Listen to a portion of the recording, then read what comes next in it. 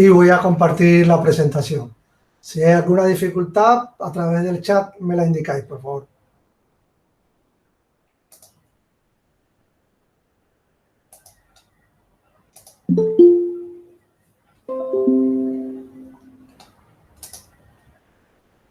Me imagino que se están compartiendo la pantalla.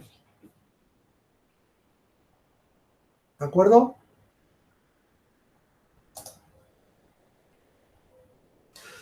Bueno, vamos a hablar sobre temas de innovación pública y administración digital. La idea básicamente es reforzar estos conceptos que están presentes en las 3 mesas de debate, la de ayer de la Agenda 2030, que fue la última sesión de ayer, de la actividad de la sesión de ayer, y las 2 mesas que se verán mañana sobre la Alicante Smart City y Nova Futura o Alicante Futura, que tienen que ver con la aplicación de la innovación pública a las estrategias de innovación o de gobierno digital, basado obviamente en lo que casi todas las administraciones públicas de todos los países firmantes de la Agenda 2030, pues tienen que intentar de alguna manera llegar a buen puerto de esos 17 objetivos de desarrollo sostenible. Bien, vamos a navegar un poco sobre estos conceptos de innovación pública y administración digital. Bueno, con respecto a la innovación, yo aquí solamente me dejar algunas pinceladas, y sabemos que es un concepto muy elástico y que normalmente desde las administraciones públicas y desde los poderes públicos pues tenemos siempre un complejo de inferioridad, ¿no? En el sentido de que, por así decirlo, el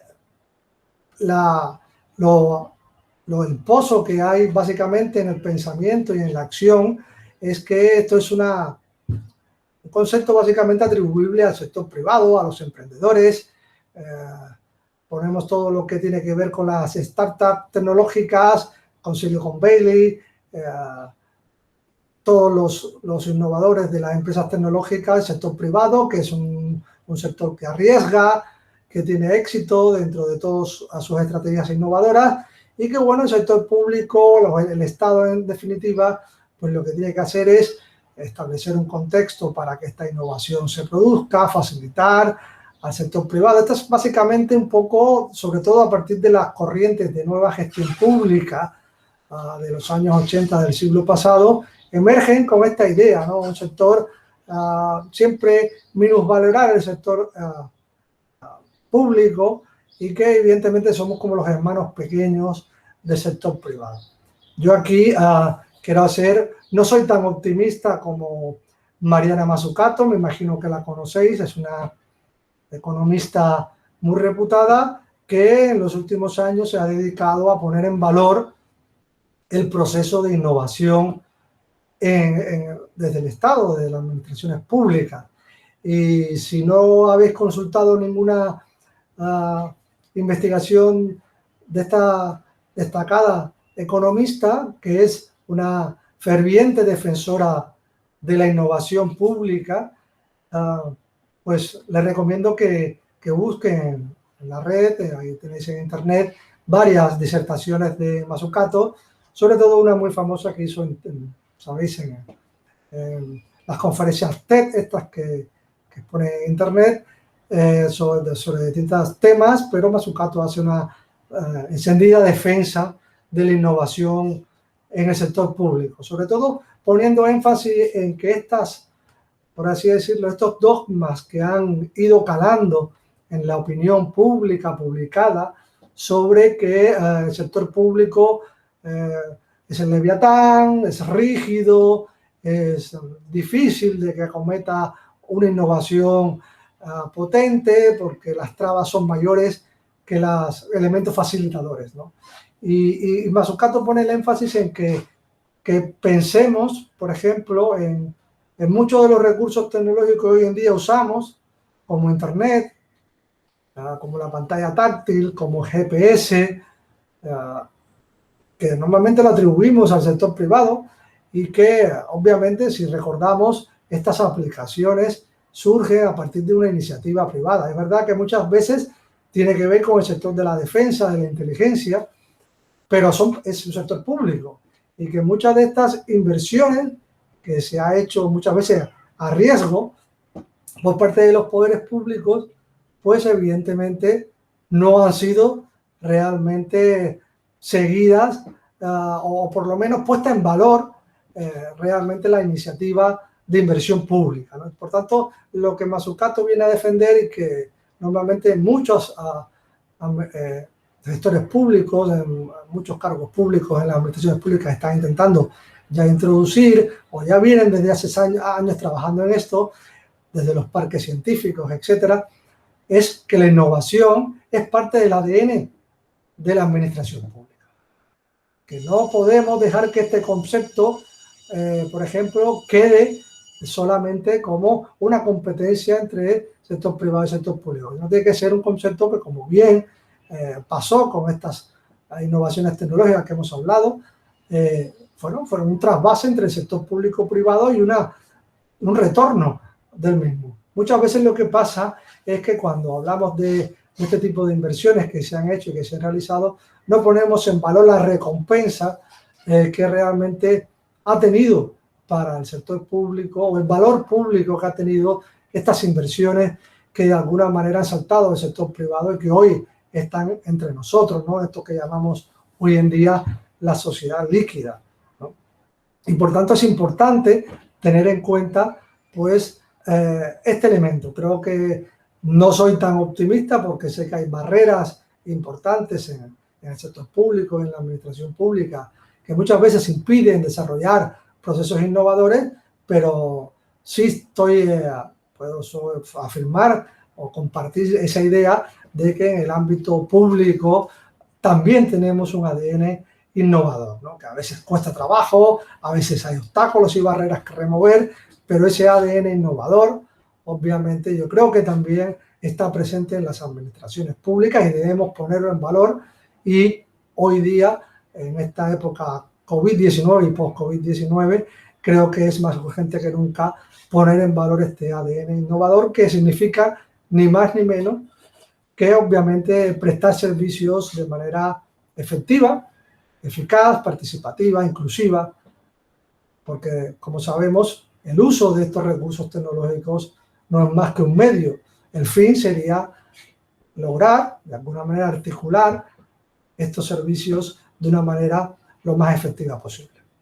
Entonces, la primera idea que quiero transmitirles, y quiero, a aquellos que no han consultado estas ideas de Mariana Mazzucato, pues les animo a que incorporen estas píldoras que dan un poco de energía a aquellos que muchas veces nos encontramos pues con resistencias a procesos innovadores en el ámbito público.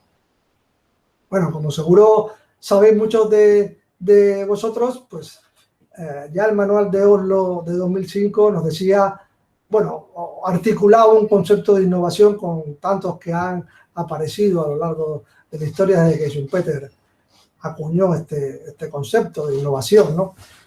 Pero lo circunscribe a productos o procesos que introducen mejoras significativas. Fijaros que esto, adaptándolo a la administración pública, pues evidentemente tenemos que diseñar productos o servicios, sobre todo, o los procesos internos dentro de la gestión pública, pero que aquí, para considerarlo innovación, como sabemos, tiene que producir una mejora significativa, algo diferente a lo que con anterioridad estábamos realizando.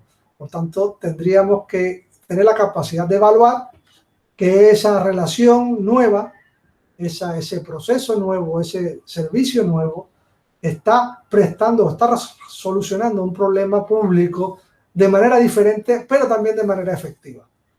Más o menos esta es la idea que el manual de Oslo ha dejado y que después todos los organismos internacionales han recogido o han de alguna manera adaptado en sus informes o en sus estrategias de innovación. Este es el concepto con el que vamos a trabajar, que es el que seguro que muchos de vosotros conocéis y que también estáis aplicando en vuestros puestos de trabajo. También hay que vincularlo con algunos otros elementos del contexto, ¿no? flamante ministro de Universidades, como sabemos, es uno de los principales teóricos del concepto de sociedad de la información, y también al hilo de este concepto de sociedad de la información, que viene a poner en la importancia, ¿no?, de lo que son evidentemente temas que tienen que ver con la sociedad del conocimiento, temas que tienen que ver con el impacto que tienen las nuevas tecnologías y las redes sociales sobre, evidentemente, todo lo que es la sociedad actual y la forma en que tenemos de comunicarnos, ¿no? Esto tiene dificultad porque fijaros que hay algunos elementos que están en esta sociedad del conocimiento que a veces no se cumplen, como es que el conocimiento debe ser transversal. Aquellos que trabajamos, por ejemplo, en las universidades, sabemos lo mal diseñadas que están las universidades, con el conocimiento estanco, muchas veces con áreas de conocimiento que son estancos. Me imagino que en ayuntamientos y administraciones públicas cuesta trabajo también compartir conocimiento entre departamentos, unidades de servicio, y por tanto una de las características de las sociedades del conocimiento que permitiría innovar es esta posibilidad de conocimiento transversal que exista entre los distintos actores, entre las distintas unidades organizativas, ¿no? Y por tanto, la posición que cada uno tengamos en este ecosistema innovador tiene que ver con la capacidad o con el conocimiento que acumule cada uno de ellos, ¿no? Y por tanto, para lograr esta sociedad del conocimiento, todos deberíamos compartir unas competencias, unas destrezas, unas habilidades, evidentemente crear una comunidad epistémica, por así decirlo, innovadora, ¿no? Esto es una característica de la sociedad del conocimiento que deberíamos intentar transitar hacia ella, ¿no? 3 elementos a resaltar de esta sociedad del conocimiento. Tenemos que implementar procesos de mejora continua, ya sea a través de diseño de nuevos productos, servicios o procesos en la gestión pública.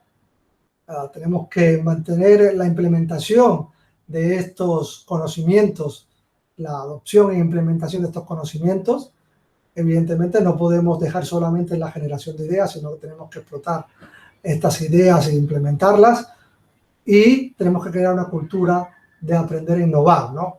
Por tanto, la sociedad del conocimiento, que ya venimos hablando de ella desde hace sobre todo a partir del siglo XXI, debemos hacerla realmente, concretarla en nuestras organizaciones, en las relaciones hacia adentro y hacia afuera de las organizaciones, ¿no? A veces muy difícil porque, como sabemos, en las administraciones públicas aún converge el paradigma de administración burocrática tradicional, que, como sabemos, es un paradigma weberiano, wilsoniano, de diseñar unas administraciones profesionalizadas, jerárquicas, basadas en la norma y el procedimiento. Todavía ese modelo aún persiste entre nosotros, ¿no? Si miramos a nuestro entorno, evidentemente las organizaciones públicas todavía, a pesar de los esfuerzos de reforma, de modernización, en nuestras organizaciones públicas perdura o pervive también este paradigma de administración burocrática tradicional, que muchas veces impide, obviamente, llevar a cabo determinados procesos innovadores. También muchos otros elementos de la llamada nueva gestión pública, que surge a partir de los años 80 del siglo pasado, nos aportó de alguna manera esa visión de incorporar técnicas, ese complejo, ¿no? Aunque, como sabemos, la nueva gestión pública tenía un basamento ideológico muy importante, ¿no? Como menospreciando al sector público y dándole la máxima importancia al sector privado, y planteándonos que las administraciones públicas debían copiar de alguna manera el comportamiento del sector privado. Y por tanto, las administraciones públicas lo que tienen que hacer es, de alguna manera, desarrollar ideas, conocimientos, técnicas de gestión que ya se aplican al sector privado, y evidentemente esto lo que haría que el sector privado sea más eficiente, más eficaz, más efectivo, en definitiva, que se preocupe por el dinero bueno, yo creo que es más que una nueva modalidad, sí es una llamada de atención a que las organizaciones públicas y los responsables políticos, todos los que trabajamos, ya sea desde dentro y desde fuera de las organizaciones públicas, debemos tener realmente una importante preocupación por los recursos públicos, por los costes efectivos de los servicios, por el diseño de las organizaciones. O sea, no, estos son elementos que yo creo que es un recordatorio que hoy en día en muchos casos está presente, ¿no? Y que son de las, por así decir, llamadas de atención de la nueva gestión pública que quedan entre nosotros. Después de un debate sobre muchas técnicas que se han aplicado de externalización en las administraciones públicas, si ha sido efectivo o no, si ha tenido un impacto real sobre las cuentas públicas, sobre la eficiencia de los servicios. Ese es un debate que todavía está hoy entre nosotros, ¿no? Y evidentemente hoy en día estamos en un contexto de gobernanza, ¿no? Un contexto de paradigma de gobernanza desde el principio de los años de este siglo, del siglo XXI, un concepto muy elástico como hemos visto durante la pandemia también.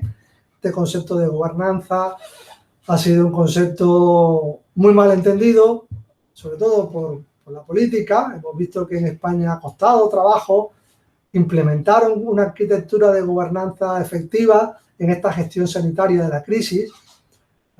Todos recordamos el inicio de la gestión de la pandemia y lo difícil que fue articular procesos de gobernanza en el Estado autonómico.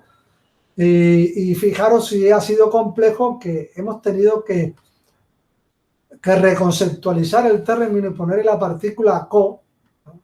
Hemos visto como al final era co-gobernanza, cuando seguro que la mayoría de los que estamos en este foro sabemos que el concepto de gobernanza ya incorpora este trabajo en red, ¿no?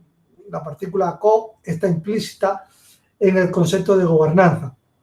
Y vimos que esto ha sido difícil de entender, pero yo creo que tiene una explicación el concepto de gobernanza en esta confusión que ha habido e intentar traer la partícula co cuando debería ser obviamente parte intrínseca del proceso.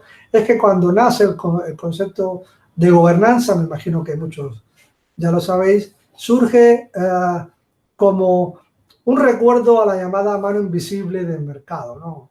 Más o menos en este contexto de nueva gestión pública, con la expansión de este pensamiento que surge de los gobiernos de Margaret Thatcher y de Ronald Reagan y después con la administración Clinton en Estados Unidos, un pensamiento de que los asuntos públicos, por así decirlo, se podían manejar de manera que en la gobernanza todos los actores que estaban implicados en ella tenían el mismo peso, que no había ningún mando único, por así decirlo, ningún capitán del barco, por así decirlo.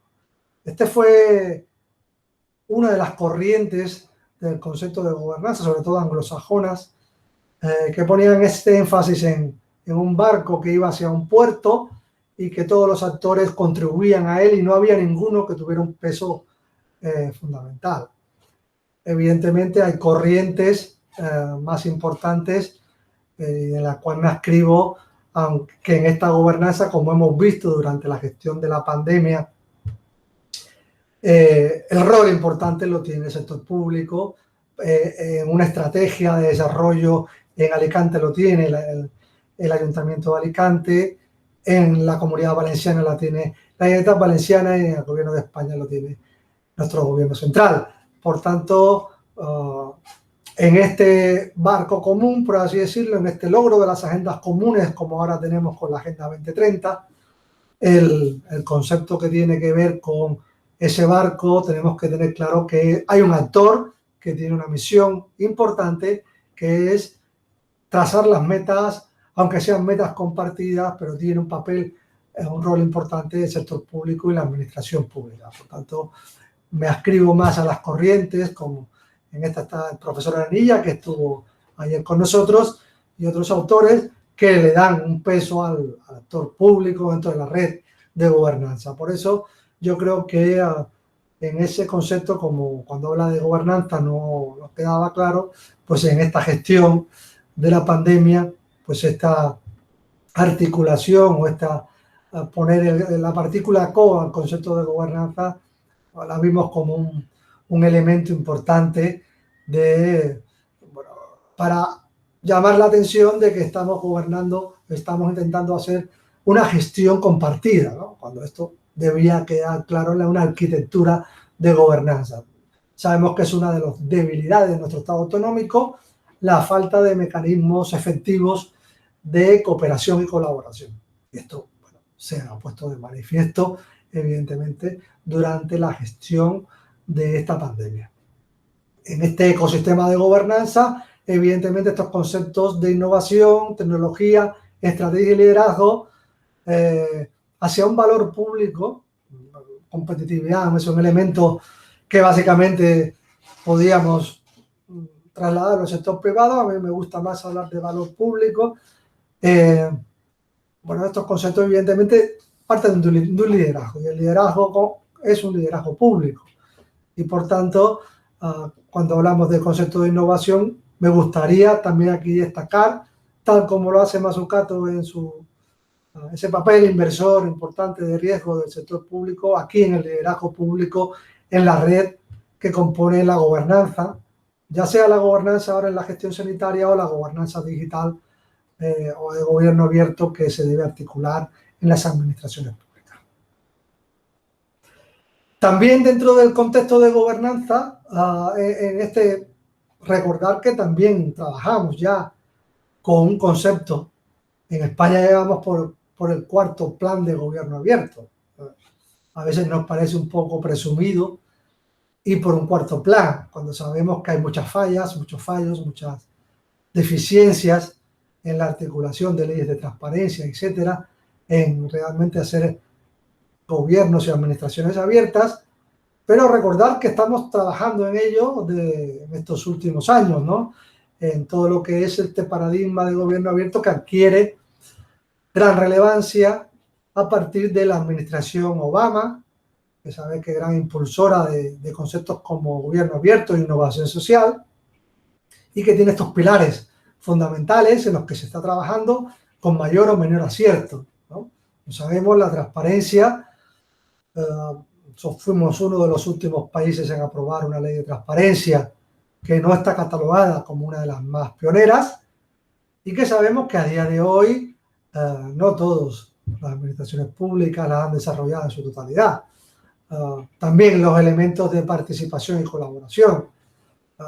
Yo creo que el elemento de colaboración viene a añadir un adjetivo a la participación, ¿no? Porque normalmente la participación era, que estábamos acostumbrados, era una participación donde los que participan en una política pública, en un entorno público, pues participaban, discutían, debatían, aportaban ideas. En la colaboración hace énfasis en que también aporten soluciones, soluciones compartidas, desde el diseño de problemas públicos hasta la evaluación de políticas públicas. Entonces, participación y colaboración de ciudadanos, de empresas públicas, de ese sector, es más bien un tema de partenariado, ¿no? Lo que vimos ayer con la Agenda 2030, o que ya conocéis, que es el objetivo de alianzas, básicamente. No se pueden conseguir ninguno de los 17 objetivos de desarrollo sostenible si no contamos con la colaboración de actores del sector privado, de la sociedad civil, de los otros niveles de la administración, etcétera, ¿no? Es una perspectiva de participación y colaboración compartida. Y hay un elemento clave también en el gobierno abierto que está muy conectada con la innovación, que es la evaluación de políticas, la evaluación de la innovación o de políticas de innovación. Si no tenemos mecanismos de evaluación, pues evidentemente no sabemos realmente si la innovación es innovación. No sabemos si realmente hay una mejora significativa en la manera en que diseñamos un producto, un servicio o un nuevo procedimiento, un nuevo proceso de gestión, porque no tenemos este recurso importante que es establecer de manera objetiva, profesional e independiente si ese producto, ese servicio realmente está cumpliendo con objetivos previstos y no previstos que teníamos pensado o diseñado. Entonces, ya sabemos que entre nosotros, pues, tuvimos la experiencia de la Agencia Española de la Evaluación y la Calidad de los Servicios Públicos, que se puso en marcha por allá por el año 2006. Ha tenido una vida corta, porque como ya sabemos se extinguió en 2018. Estuvo adscrita a Presidencia del Gobierno de España y por tanto todo lo que se adscribe a Presidencia, lo estamos viendo con el SIS, siempre tiene pues pocos visos de imparcialidad, ¿no? Y claro, evidentemente las evaluaciones realizadas no eran todas las que hubiéramos deseado y por tanto, bueno, aunque ayudó a fomentar el proceso de evaluación o de cultura de evaluación en las administraciones públicas, realmente no dejó el pozo que hubiéramos deseado y por tanto este recurso que es importante para contrastar si la innovación realmente está siendo exitosa, pues no lo tenemos entre nosotros. Por tanto, fijaros que estos pilares de gobierno abierto vamos caminando por estos escalones de manera todavía muy primaria, ¿no? muy primigenia, con pasos hacia adelante y hacia atrás, ¿no? Pero bueno, este es el camino.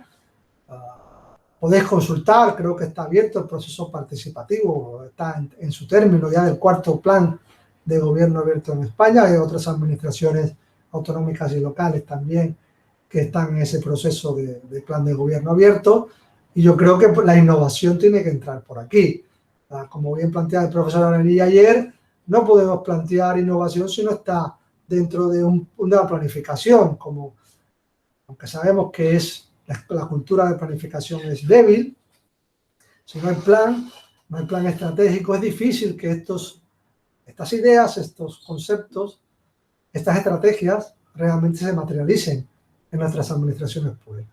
Y después hay un elemento que se ha ido incorporando, que es obviamente que nuestras administraciones públicas incorporen la diversidad de la población, de las identidades que existen en un país, y por tanto sean inclusivas, sean diversas, para que así las administraciones y los gobiernos representen mejor a la sociedad que tienen que de alguna manera gestionar, que tienen que implementar recursos, servicios, productos para la mejora del bienestar de la sociedad. Entonces, en este marco seguimos trabajando. Por eso me gusta, aunque hablamos de innovación, estamos trabajando en este marco con, bueno, como hemos comentado, con esos más y menos en el avance de este concepto que lleva ya entre nosotros una década, más de una década de gobierno abierto. Podéis consultar todas las publicaciones que ha hecho la OCDE sobre animar a la innovación pública, el observatorio que tiene la OCDE sobre la innovación que debe haber en las administraciones públicas, en el sector público, destacando estos tres aspectos, como decíamos, la novedad de la innovación, ya sea en nuevos enfoques de gestión, ya sea en diseño de productos y servicios, pero esas ideas, llevarlas a la práctica, implementarlas, y sobre todo el impacto, ¿no? Lo que decíamos, la evaluación. Tenemos que evaluar el impacto de esa innovación. Esos son tres elementos que la OCDE destaca, como hemos visto anteriormente, pero que están presentes en esos paradigmas, esos conceptos en los que ya veníamos trabajando con anterioridad, ¿no?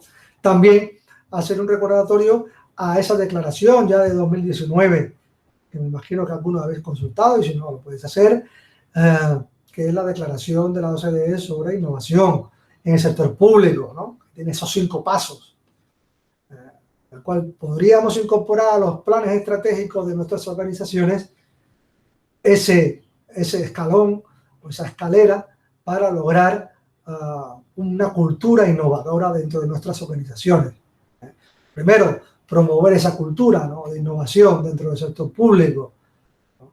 Después, animar a todos los miembros de la organización y dotarles de herramientas innovadora realmente para que puedan, en ese ecosistema innovador, poder desarrollarse. El tercero, como siempre, las alianzas, ¿no? Fomentar, cultivar ese nuevo partenariado, esas nuevas alianzas con distintos actores. Por otro lado, como hemos visto, este proceso de innovación se generan nuevas ideas, nuevas soluciones, nuevos procesos, pues tiene que haber un cuarto escalón que debería ser de poder testar todo este laboratorio, un apartado donde podamos testar estas ideas, ver si funcionan, rediseñarlas, valorarlas mejor antes de ponerlas, implementarlas y hacerlas extensivas, ¿no? Que sería el quinto paso. Difundir estas prácticas, las buenas prácticas de innovadoras, ¿no? Para que todo el sector público pueda compartir. En este caso, recordar esto de la innovación, lo de los océanos rojos y azules, ¿no? Esto es muy típico del sector privado. Los océanos rojos son donde normalmente tenemos que competir porque estamos en un mismo mercado y por tanto ahí tenemos que desarrollar estrategias innovadoras para competir en ese mercado y por tanto es un océano lleno de tiburones, ¿no? Por así decirlo. Y la idea de una estrategia innovadora tiene que ser intentar transitar hacia un mar o un océano azul, ¿no? Un océano que sería un nuevo mercado, donde nosotros lo abriríamos, ¿no? Piénsese cuando la innovación pública invirtió en Internet. Fijaros el mercado que ha abierto Internet, ¿no? Por tanto, en el sector público no estamos en esa competencia, ¿no?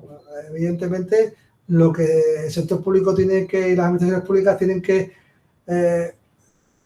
transitar es hacia generar valor público. Generar valor público, pero de una forma nueva, una forma en que se resuelvan de una manera más efectiva los problemas y las necesidades de la sociedad en general. Y por tanto, hacia ahí tenemos que transitar, ¿no? A ese nuevo mar azul, que sería nuevas formas, nuevas ideas, nuevos servicios, nueva interacción con la ciudadanía, con la sociedad en general, para prestar mejor de una manera efectiva los servicios públicos, ¿no? Y mejorar así el bienestar de la sociedad. Entonces, esto, de alguna manera, si vamos a hacer política de innovación, debemos incorporar, adaptar estas ideas a nuestro plan de innovación. Ya está, los últimos años, sobre todo los últimos 10 años, hay un desarrollo importante por las principales organizaciones internacionales animando al sector público. Yo creo con esta idea que nos recuerda Mazzucato de que el sector público es y tiene un ADN innovador y que tenemos que recuperarlo y no tenemos que tener complejos, ¿no? Al revés, muchas de capital de riesgo lo ha puesto el sector público. Piensen en los parques científicos que hay en las universidades o los polígonos industriales que se han creado en muchas ciudades. Ha sido idea del ámbito público, de crear ese marco facilitador para la inversión, ¿no? Aquí volvemos a rescatar la idea de cómo podríamos, de alguna manera, que nos pasa en todas las administraciones públicas, poder medir el valor público de toda esa iniciativa innovadora, ¿no? Que es lo que muchas veces falta en la administración pública.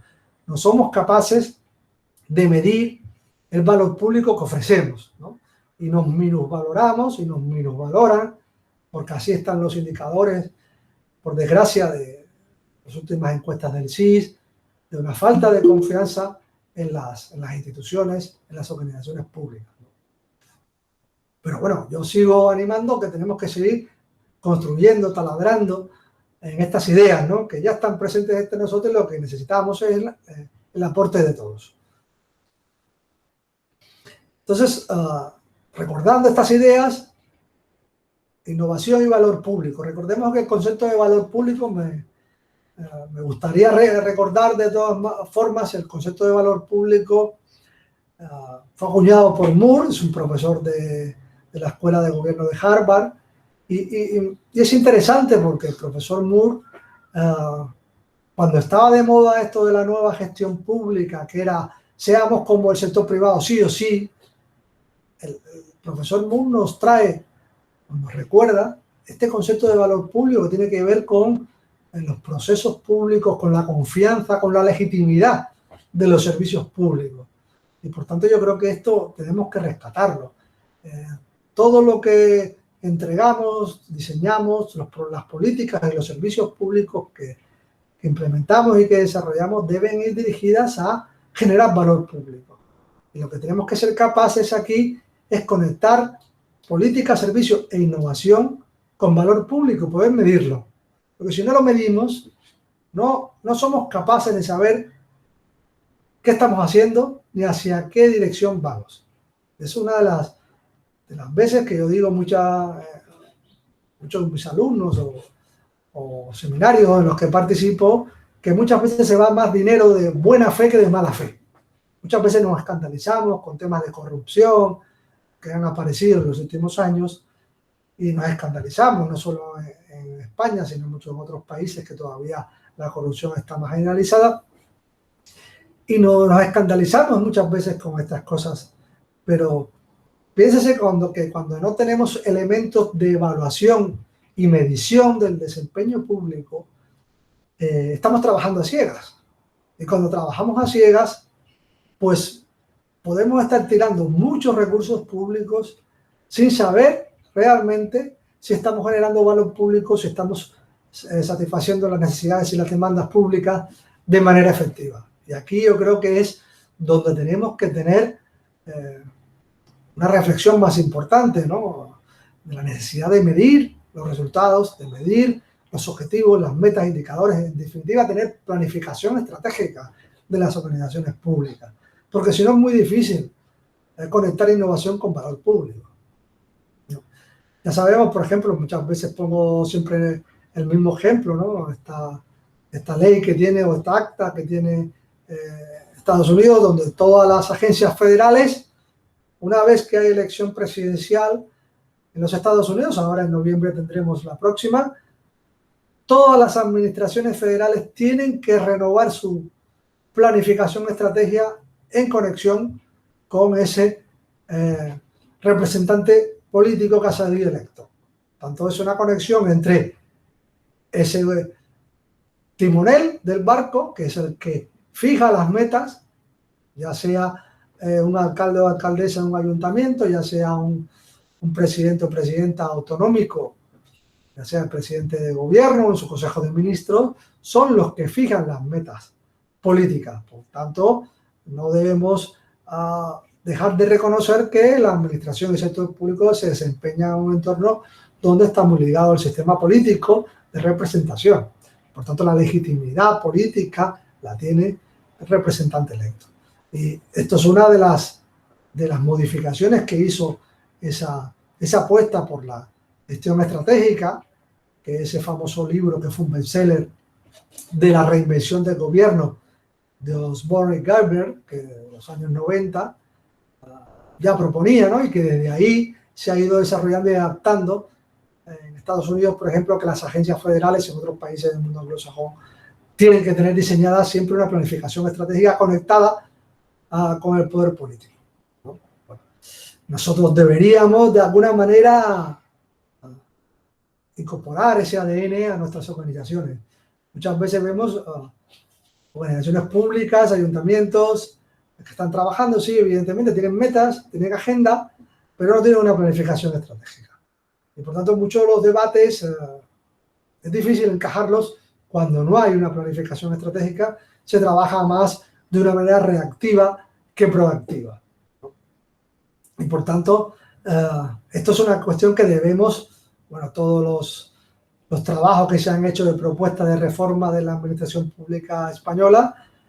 Yo tuve la suerte de participar en el último informe oficial que se hizo, se llamaba Administración Pública 2032, teclas para transformar la administración pública española. Fue publicado en el año 2014. Ahí proponíamos una serie de teclas que no eran grandes reformas legislativas que deberían aplicarse en España para que la administración pública pudiera transformarse con estos cambios que estamos viviendo, ¿no? Pero como sabemos, muchas de estas recomendaciones siempre quedan en el cajón, ¿no? O sea, no son, porque depende mucho de la voluntad política, ¿no? Por lo tanto, aquí necesitamos de ese compromiso de la voluntad política de los gobiernos.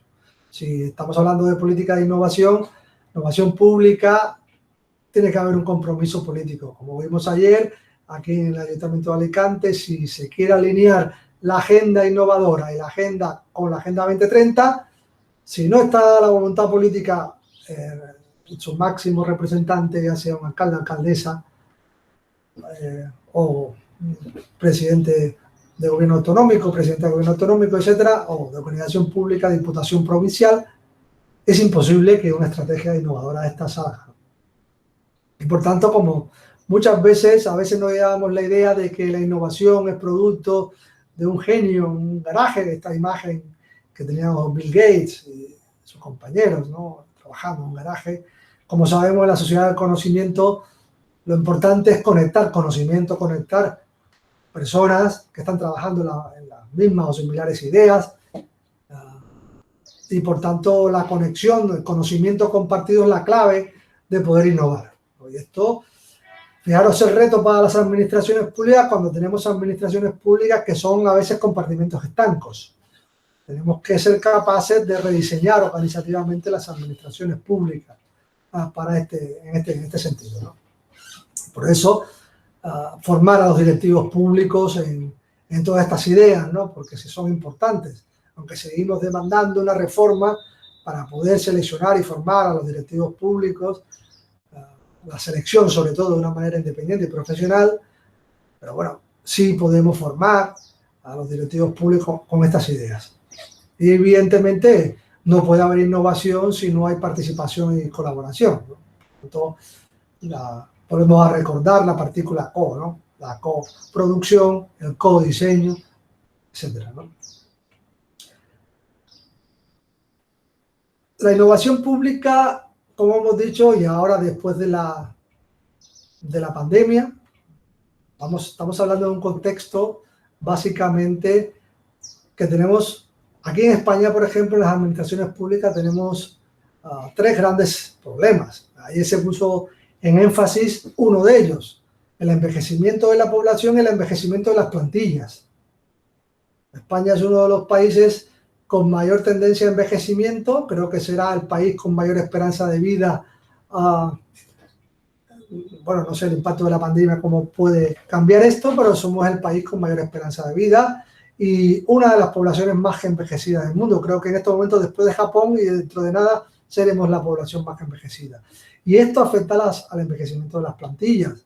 Esto quiere decir que en muchas administraciones públicas el talento, el saber experto se nos va a ir, ¿no? No tenemos mecanismos de reemplazo todavía, ¿no? Y por tanto eso es un fenómeno que no estamos sabiendo todavía enfrentar o diseñar políticas proactivas, ¿no? Por lo tanto, la innovación pública tiene que tener en cuenta esta idea, ¿no? El talento que necesitamos dentro de las organizaciones públicas, tenemos un gran talento de todas las edades, pero hay un talento importante que tiene un saber experto que en los próximos años se nos va a ir, ¿no? Por lo tanto, todos estos cambios sociales que han habido también, de ciudadanía más informada, más crítica, fijaros que vamos a trabajar en entornos como nunca antes lo habíamos trabajado. Vamos a trabajar con una generación que va a estar impactada por dos grandes crisis. La gran recesión de 2008, que todavía entre nosotros hay consecuencias, obviamente sociales importantes, y ahora el impacto de la nueva crisis, de la pandemia del COVID-19, que también dejará importantes secuelas, ¿no? Y esto afecta básicamente la relación administración-ciudadano, política-ciudadano. Lo estamos viendo en las encuestas, ¿no? Ya antes de la pandemia ya veíamos que todas las encuestas de CIS, el segundo problema de preocupación de los ciudadanos era esa baja confianza en la política, y evidentemente eso afecta también a la administración pública. O sea que vamos a trabajar en entornos donde hay una desafección muy importante para los ciudadanos. Y fijaros qué importante es poner en valor el concepto de valor público, porque el valor público nos permite aumentar esa legitimidad. Si realmente los ciudadanos saben que pueden de alguna manera desarrollar el concepto de valor público, que saben lo que le estamos aportando, pues cerraríamos esa brecha de legitimidad, ¿no? Por tanto, necesitamos, a través de la innovación pública, ofrecer, diseñar o rediseñar servicios públicos efectivos, ¿no?, que implique esa red de actores, ¿no?, que es importante para la mejora de los problemas que tenemos hoy y que vamos a tener en el futuro, sobre todo todos ligados a la Agenda 2030. Por tanto, la innovación va ligada a un concepto de actitud, a un tema de actitud y a un saber experto. Por tanto, esta ecuación la podemos lograr con formación, con crear una cultura innovadora, con crear o generar un proceso, un ecosistema innovador dentro de las administraciones públicas. Entonces, claro, volvemos a retomar muchos de esos valores, ¿no? ¿Cómo podemos lograr estos elementos, ¿no? Las ideas, cómo generarlas, cómo captar todo ese talento que tenemos en la administración pública y fuera de la administración pública, porque recordemos que todas estas ideas se tienen que materializar a través de un trabajo compartido, colaborativo, pero ligado a temas que son importantes en la administración pública. La responsabilidad en resultados, en desempeño, preocupación por lo público, por lo que estamos haciendo, transparencia, rendición de cuentas. Exactamente. Lo que hemos visto en los paradigmas de gobierno abierto, que obviamente tienen que estar muy ligados a los principios de innovación pública. Fijaros, esto es importante porque este mapa de cambio complejo nos permite ver, evidentemente, qué pasa cuando no tenemos una planificación estratégica, ¿vale? Si tenemos una planificación estratégica, una visión con destrezas y habilidades, incentivos, presupuestos, recursos, pues ya tenemos un plan para abordar ese cambio complejo. Si no tenemos planificación estratégica, si no tenemos visión, pasa muchas veces que entramos en un escenario de confusión. Si no formamos, si no creamos destrezas y habilidades, lo que nos pasa muchas veces cuando incorporamos estrategias innovadoras, que la gente se pone ansiosa, no está preparada. ¿Qué nos pasó a muchos durante la pandemia? Tuvimos que abordar teletrabajo, cambiar comportamientos de la noche a la mañana, y aquellos que de alguna u otra manera a lo mejor no nos habíamos formado suficiente, etcétera, pues todo esto nos creó o nos sigue creando un gran estrés, ¿no? Evidentemente, por tanto, es importante el proceso de formación. También, si no hay incentivos, que esto es más difícil en la administración pública, una de las barreras que siempre hemos hablado es la resistencia al cambio. ¿En qué me va a beneficiar? Pues si no me beneficia, bueno, esa idea que muchas veces peyorativamente se trata de la administración pública, burocrática, el leviatán, resistente a los cambios, y por tanto, pues vuelve usted mañana.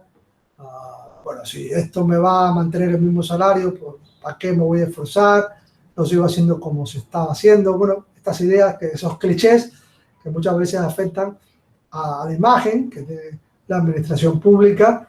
Bueno, de una manera hay que incorporar incentivos dentro de los planes de innovación para que estas ideas se vayan disipando. Y si no tenemos, obviamente, como pasa muchas veces, la mayoría de las veces no hay recursos. Imagina los últimos años de la crisis de 2008, ahora con la que estamos viviendo, vamos a seguir trabajando en entornos de recursos muy escasos. Aunque ahora hay un compromiso de la Unión Europea de 140.000 millones de euros, todavía no tenemos presupuesto todavía general del Estado, y por tanto, pues los recursos muchas veces no acompañan con las reflexiones, con las estrategias, ¿no? Y por tanto, lo que va a generar siempre, y esto es una de las grandes causas de la desafección política, es la frustración. La frustración porque muchas de las cosas que decimos no se ven reflejadas después en los servicios públicos. Y por último, evidentemente, si todas estas ideas, tenemos esos 4 componentes, pero no tenemos un plan, pues evidentemente volvemos, es una estrategia de salida, tenemos que volver porque el plan es el que conecta todos los elementos. Yo creo que esto es un mapeo interesante de cambio complejo que nos permitiría un poco por qué la planificación estratégica dentro de las organizaciones es tan importante. Ahora hay que tener bien claro que toda esta avalancha de recursos tecnológicos, de estas tecnologías 4.0 o las que están por venir, inteligencia artificial, inteligencia algorítmica, todos los recursos de las nuevas tecnologías de la información y la comunicación, hay que poner que recordemos que es un medio, ¿no? Es un medio importante, pero realmente lo más importante es diseñar nuevos rediseños organizativos para crear estos entornos de colaboración, de cooperación entre los distintos actores, ¿no? Educar en la participación, en la colaboración, en este ambiente amable de innovación, que la tecnología no sea algo que nos reprima, que sea distante, poco amigable, y por tanto en vez de favorecer la participación la limite, ¿no? Por lo tanto yo creo que aquí tenemos que hacer un esfuerzo importante en la estrategia innovadora para mejorar estos recursos de innovación. La segunda parte tiene que ver con administración digital, ¿no? Administración digital. ¿Por qué es importante la administración digital? Obviamente, este es el debate que dejamos detrás, ¿no? La administración digital, aquí es un debate sobre política, ¿no? Medios fines. Decíamos que la tecnología es un medio, pero también puede ser un fin, ¿no? Podemos ver la tecnología, los recursos tecnológicos, las nuevas tecnologías de la información, las nuevas generaciones de innovación tecnológica como poder político. Estamos viendo esta lucha competitiva que hay entre Estados Unidos y China, con Huawei, la generación 5G. Es importante porque es un tema de poder, de geoestrategia, y por tanto tener una administración digital significa tener suficientes recursos económicos y por tanto para tener suficientes recursos económicos tener desarrollo económico. Y por tanto son recursos de poder importantes que tienen que ver con la política. Por tanto, si las tecnologías las podemos ver como un medio, también puede ser un fin en sí misma. Por tanto, la administración digital es importante porque es una manera de articular el poder político. Fijaros que estamos transitando sobre temas que ya los que nos dedicamos a esto hace años, recuerdo que hicimos unas jornadas en Salesas en el año 2003 sobre e-administración, donde recogíamos esta idea que ya la Comisión Europea en el año 2003 planteaba. Fijaros, las tecnologías de la información y la comunicación pueden ayudar, claro, es un recurso, es un medio, pero el énfasis no lo podemos poner ahí, ¿no? Sino que debemos pensar en el rediseño organizativo y en mejorar las actitudes, ¿no? Que en definitiva lo que queremos es mejorar la vida de la gente. Esto ya lo decíamos en 2003, cuando estábamos en las primeras añadas, por así decirlo, lo que es el gobierno electrónico, la e-administración, etcétera, ¿no? Hemos pasado a otras ideas como gobernanza inteligente o, más recientemente, la gobernanza algorítmica con la inteligencia artificial, ¿no? Entonces, la administración digital, lo que tenemos que hacer, lo que es su principal misión es incrustarla en las organizaciones, ¿no? Estas nuevas tecnologías que forman parte de las estructuras, los procesos y la cultura organizativa, ¿no? Pero no por tenerla incorporada en sí misma, sino porque nos permite interactuar mejor hacia adentro y hacia afuera de la organización y prestar mejores servicios públicos y políticas públicas más efectivas, más eficaces, más inclusivas, más inteligentes, más participativas, etcétera, ¿no? Entonces yo creo que es la idea de una administración digital, ¿no? Pero hay que tener en cuenta también esa brecha digital que ayer comentábamos, ¿no? Que puede existir y que por tanto ahí tendríamos que hacer un esfuerzo importante. Claro, esta es la encuesta sobre equipamiento, uso de nuevas tecnologías antes de la pandemia en España. Ahora me imagino que con la pandemia todo esto se ha reciclado mucho y ha mejorado.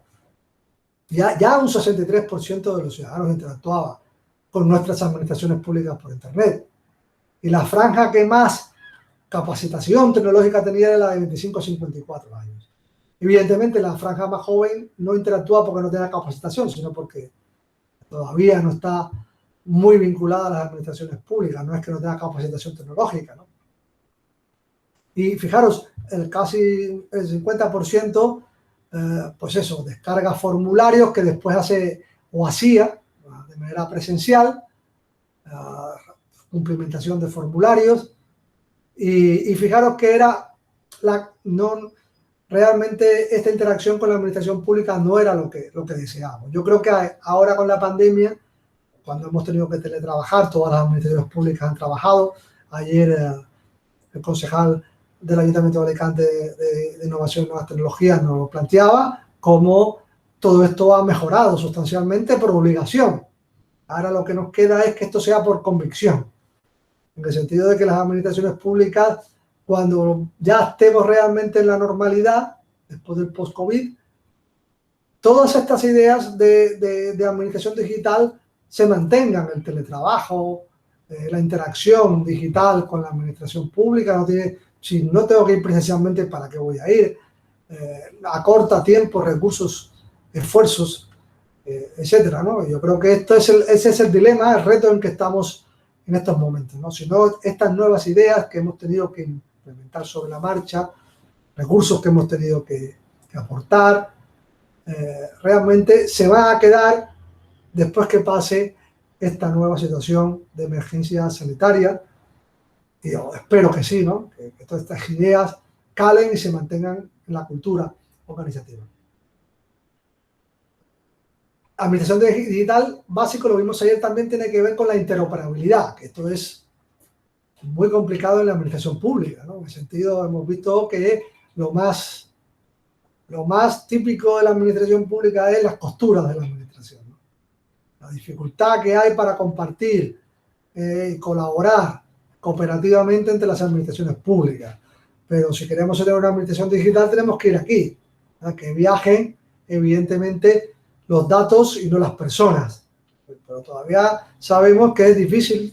Lo vemos en las propias universidades, que los propios estudiantes, a lo mejor, de universidades que presentan para becas, para otras ofertas que se producen en las universidades públicas, tienen que presentar papeles que ya están en la propia universidad, ¿no? Entonces todavía transitamos porque esta interoperabilidad hacia adentro y entre administraciones, pues todavía no se da.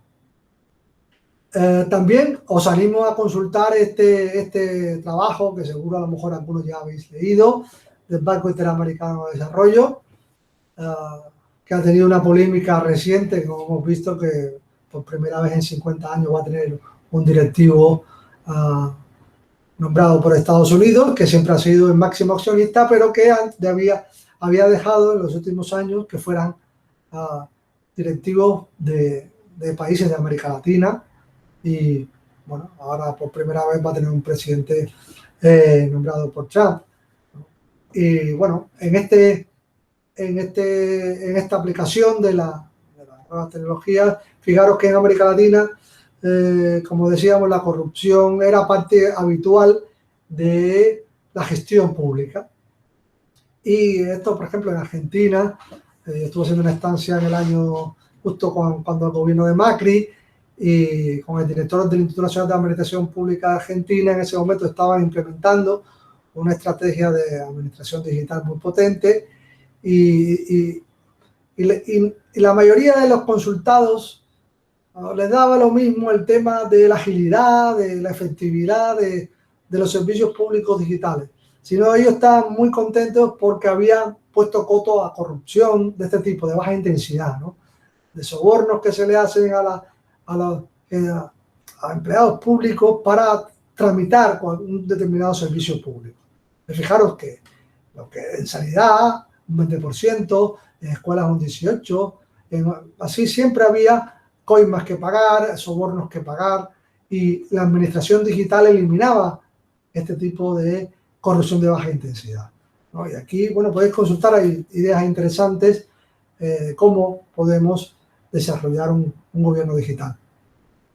En nuestro país, como sabemos, hay islas de administración digital, y la primera, que ha sido pionera, obviamente, es nuestra administración tributaria, ¿no? Como sabemos. Como mismo hay isla de la administración digital, hay isla de la excelencia, organizaciones públicas, ayuntamientos, diputaciones que han aplicado planificación estratégica muy relevante, pero con la dificultad que esa planificación estratégica no está conectada con otros niveles de administración, porque evidentemente si un ayuntamiento hace una planificación estratégica, pero la diputación no lo hace, y el gobierno de esa comunidad autónoma tampoco, pues entonces esa gestión estratégica de esa planificación pública queda un poco aislada, ¿no? Y eso ha sido deficiencia de esos casos de éxito en nuestras organizaciones públicas. Tenemos planes de portales de datos abiertos desde el Ayuntamiento de Alicante, pues esto es muy típico con el Big Data hoy en día, ¿no?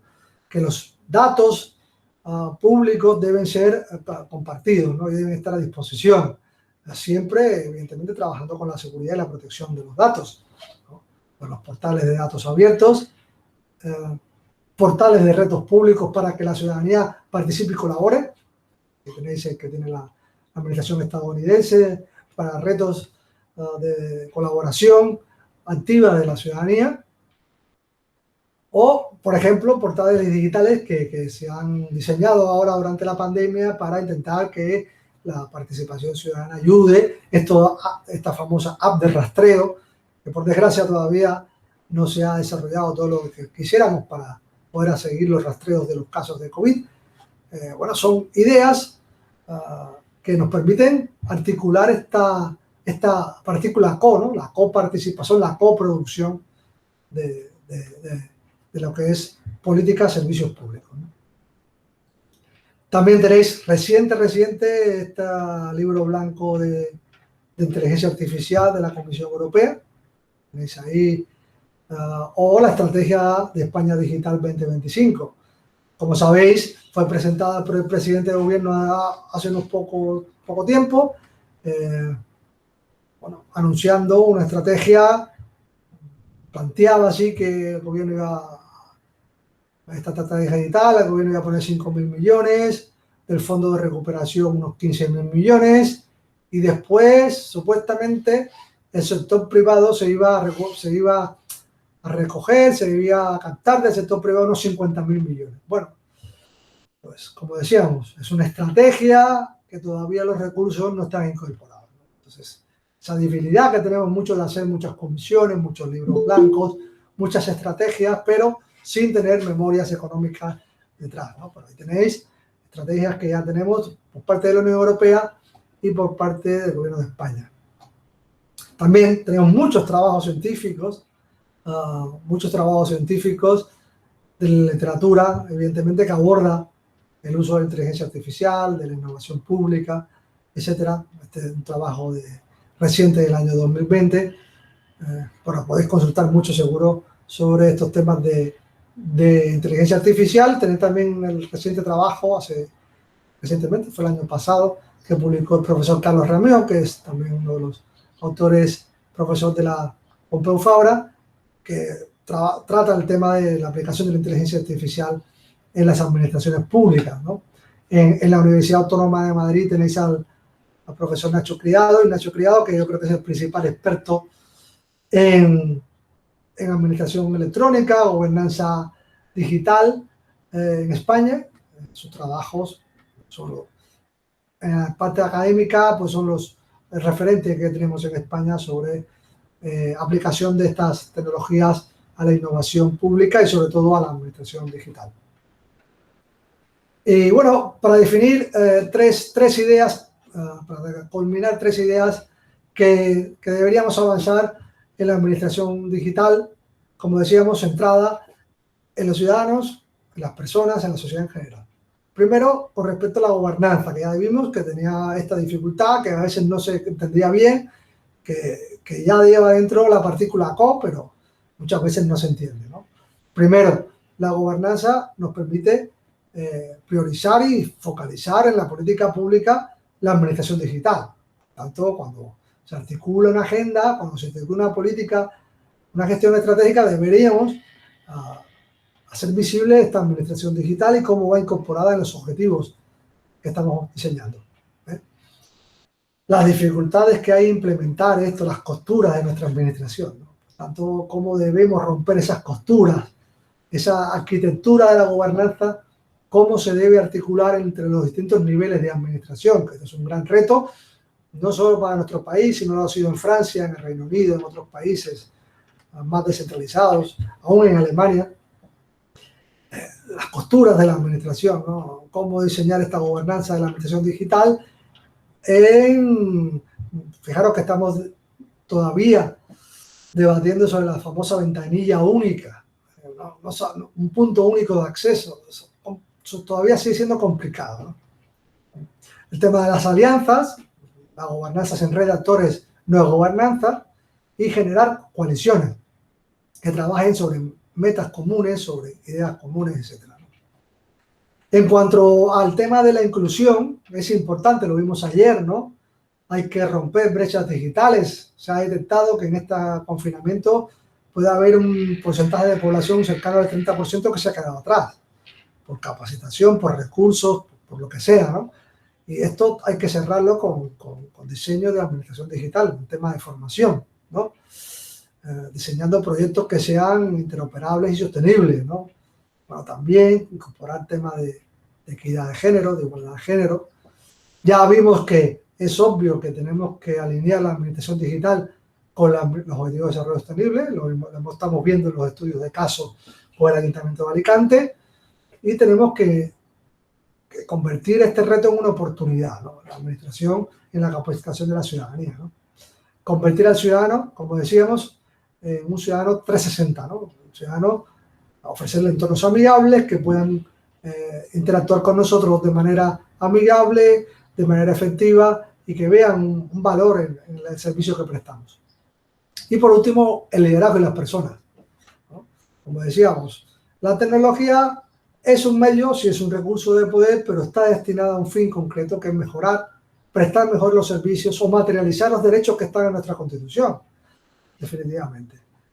Lo que decía el profesor Anilla también muchas veces, prestar democracia, ¿no? En definitiva, lo que hacemos desde la administración pública. Desarrollar todos los que son multicanales, ¿no? Para que se puedan los ciudadanos participar, o dentro de la organización participar por muchos canales de acceso, de participación. Intentar desarrollar un punto de acceso único para que el ciudadano no se disperse. Ya sabemos que esto es complicado. Muchas veces uno pincha en cualquier web del ayuntamiento o web del gobierno autonómico y es difícil orientarse, ¿no? Bueno, una tarea también importante de la administración digital es personalizar el servicio. Esto es complicado, ya sabemos que estamos más habituados a dar soluciones generales para todos, pero tenemos que ir transitando a la personalización del servicio. Un reto importante de todo lo que es la inteligencia artificial, los algoritmos, es la privacidad y la protección de datos, y hacer estos algoritmos abiertos, ¿no? Para que no quede duda o confusión de cómo operan estos algoritmos, y también fomentar lo que son los liderazgos híbridos, ¿no? Son liderazgos que comparten conocimiento, actitud innovadora, una nueva forma de comunicar, que son importantes en esta nueva era, nuestro escenario de innovación y administración pública. Bueno, pues nada, hasta aquí mi intervención. Espero que os haya resultado de interés, y sobre todo lo más importante ahora en este proceso, en estos minutos que vienen, pues las ideas que podéis aportar o las preguntas que me queráis hacer. Muchas gracias.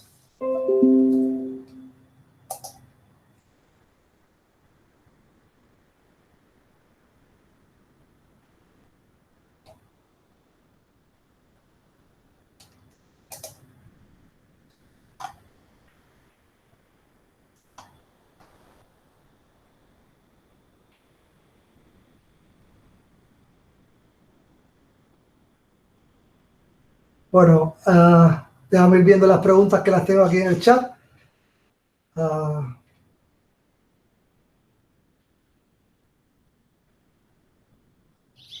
Bueno, mi colega de la universidad Pablo Olavide, ¿no?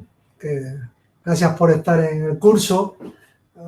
Habla sobre por qué estas ideas de gobierno abierto que estamos comentando, fijaros que estamos trabajando ya en un cuarto plan, cuando sabemos que muchas de estas ideas todavía no están interiorizadas en la cultura administrativa, en la cultura política, y ya vamos avanzando en un cuarto plan, ¿no?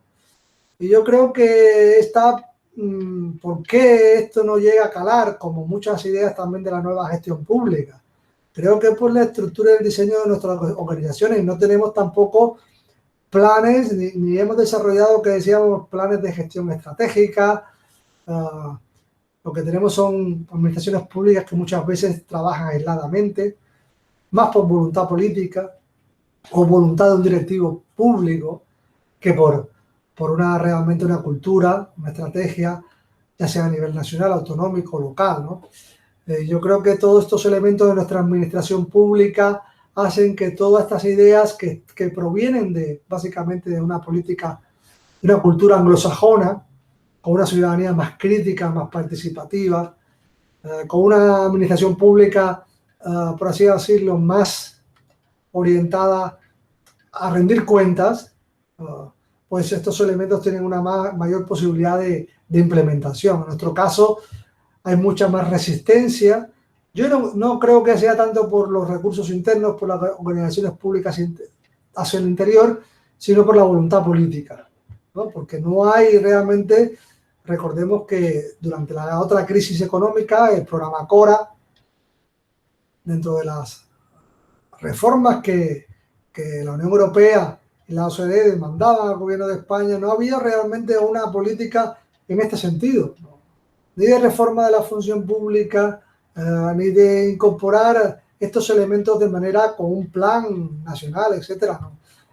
El plan de gobierno abierto es un plan indicativo, como ya sabemos, y que realmente, igual que la ley de transparencia, como sabemos, está ahí la norma, pero no se desarrolla en su totalidad.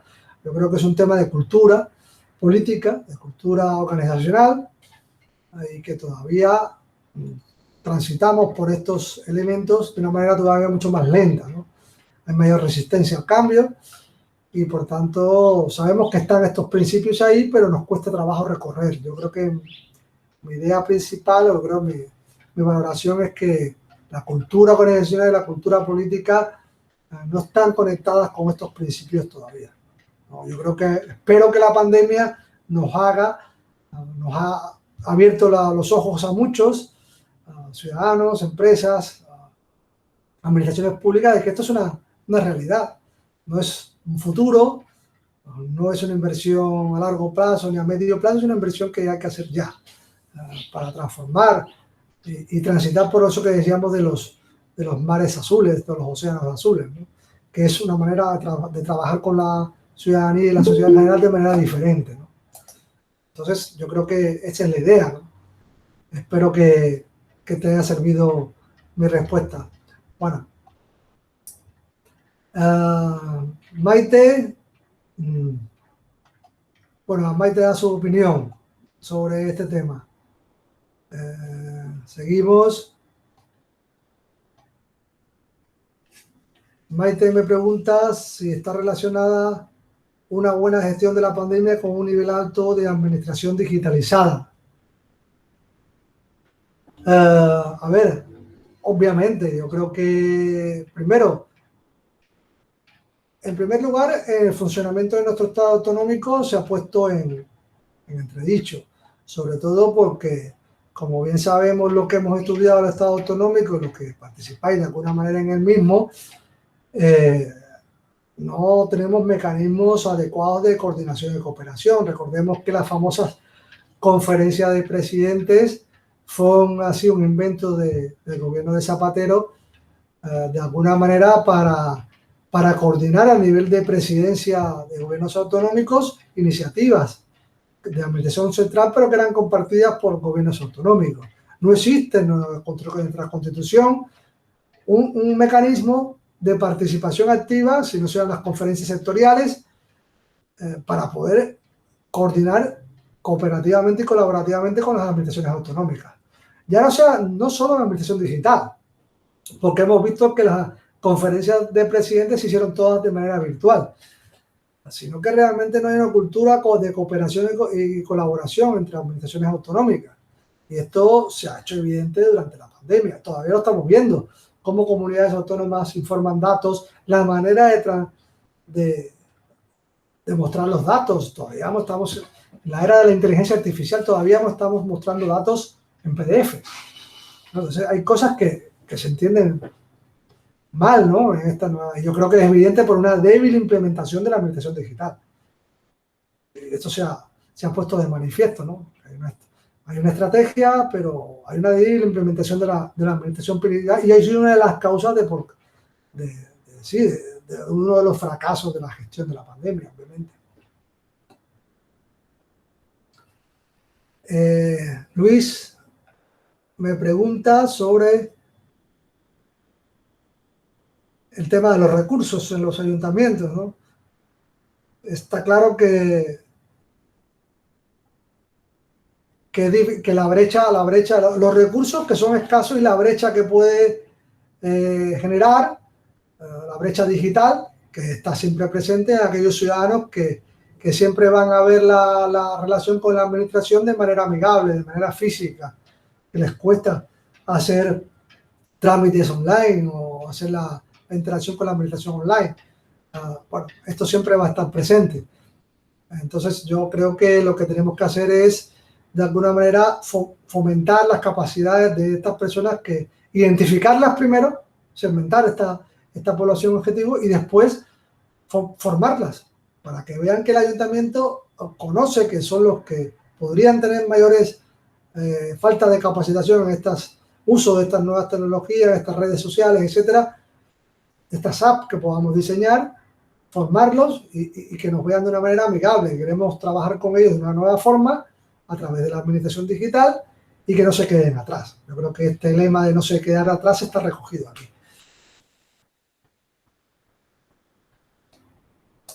¿Alguna otra pregunta? Creo que he respondido todas las que me han hecho a través del chat. ¿Alguna otra cuestión? Bueno, no tengo más preguntas en el chat.